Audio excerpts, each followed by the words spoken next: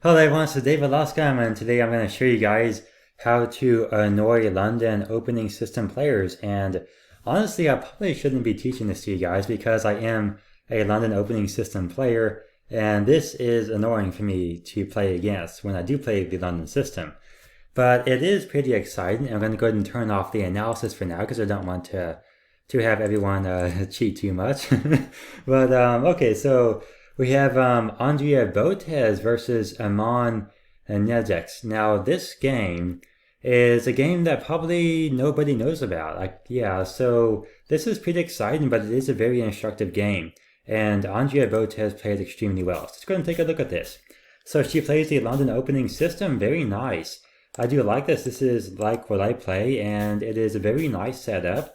Very good. Now queen out to b6, and this is annoying for white. Very much so. So queen out to b3 tries to defend the pawn on b2. You know, you have to defend it. But then comes in c4, and if white trades off the queens, I would not recommend that. Yeah, that's not very good because then, if white does this, what's going to happen is black will have a semi-open file, lots of pressure, and black will have a move like pawn here and pawn here, and could undermine white's pawns, could push the pawn out here, and just all kinds of horrible things could happen to white here. So therefore Andrea plays a very nice move, queen out to c2, but then we have bishop out to f5, and you know, the queen really can't take because then queen takes and it wins the rook, and white's position just falls apart.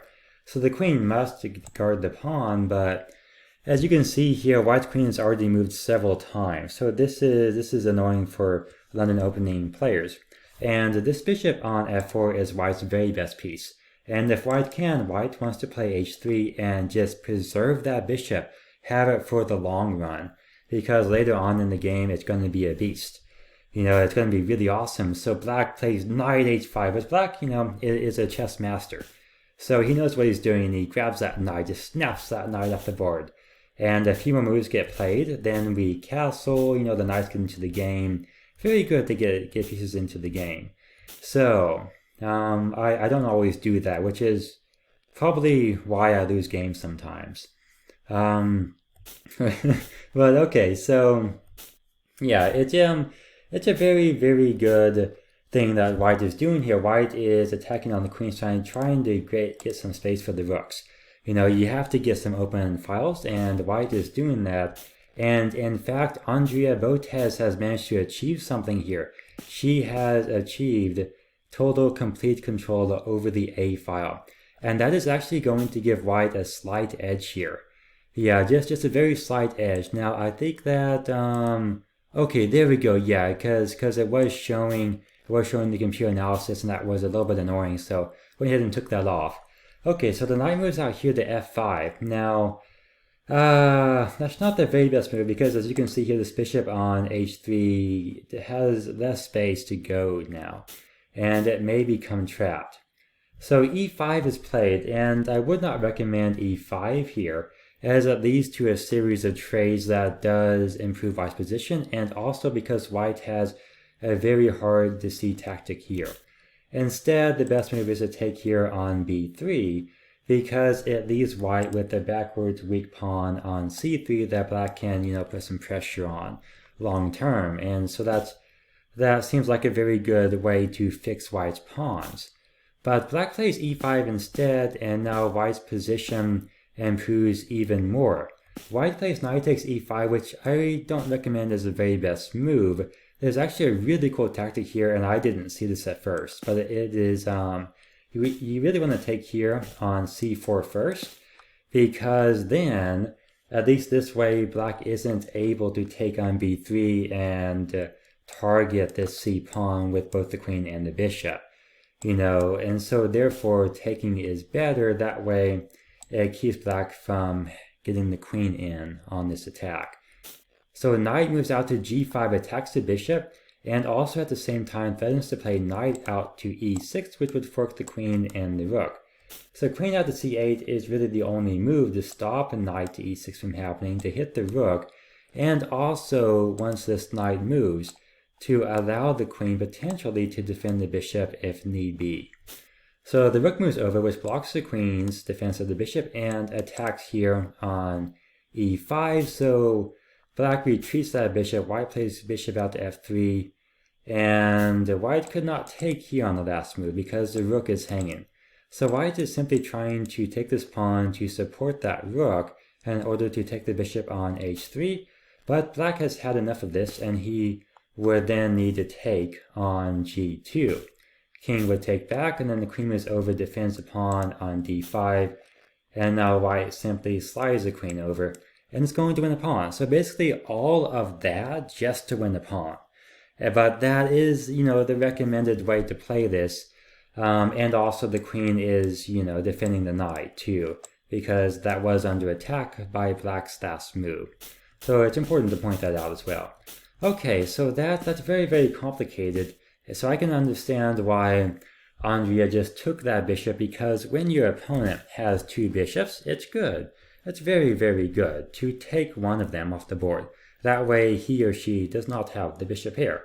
So a very nice move by Botez Andrea. And honestly, I wouldn't have seen that long tactic in the game. If I was playing as white, I wouldn't have seen that, because all of those moves just to win a pawn, I mean, yeah, I wouldn't have seen that. So she's playing very well here. h6, queen d2, and arguably white is a little bit better here. But black sets a nice trap, and rook out to d7 seems like a very natural move because it pins the knight to the queen, and white is just simply trying to win material here. That's all that white's trying to do. So rook out to d7 makes sense, but then bam, here comes knight f5, and knight f5 is hitting the queen. So what happens if we just take the queen? Well, if we take the queen, then it doesn't work out, because knight takes here on e3 comes with check. So we can't just take the rook, we have to take the knight, and then black can take our rook, and then we lose. So therefore, queen out to d2 has to be played, and now knight to h4 check in between move, because black's queen is still under attack, so black has to throw in this check. And this allows black to win the bishop for the knight, which is an even trade, but the white pawn structure will be ruined. Now, it was important to throw in knight f5 because the queen is chased away from the defense of that bishop, because the queen has to choose to either defend the bishop or defend the rook. And that's why queen d2 is played, to defend the rook, but then knight h4 check, pawn takes, queen takes, king moves out to g1, and we see that black has a lot of counterplay. In fact, here black has won a pawn. Now, black did have a better move than rook out to a8. What black should have played here was b4, and if pawn takes, and then c3. And you can see that the queen is overloaded. The queen cannot defend both f2 and the rook. And if the queen does not defend the rook, then queen out to g4 check would allow black to pick up the rook. So the queen has to defend the rook, but if the queen does defend the rook, then black can take here, and the attack is going to probably result in checkmate very soon. So therefore, this was a better try for black to play b4. But rook a8 is also winning. It's also a very nice way to play this. And as we can see here, the white king is just under constant attack. And white has to defend for the rest of the game, and black has an extra passed pawn and is completely winning here. So I don't know if Andrea resigned or if she lost on time, because I don't know the time control of the game. But I do know that at this point, white lost the game. And it is understandable, because black's attack is going to continue. The rook is looking to come over, and the white king is just going to be under attack forever. These pawns can move down the board. So anyway, well, thank you all for watching. I hope that you enjoyed this video.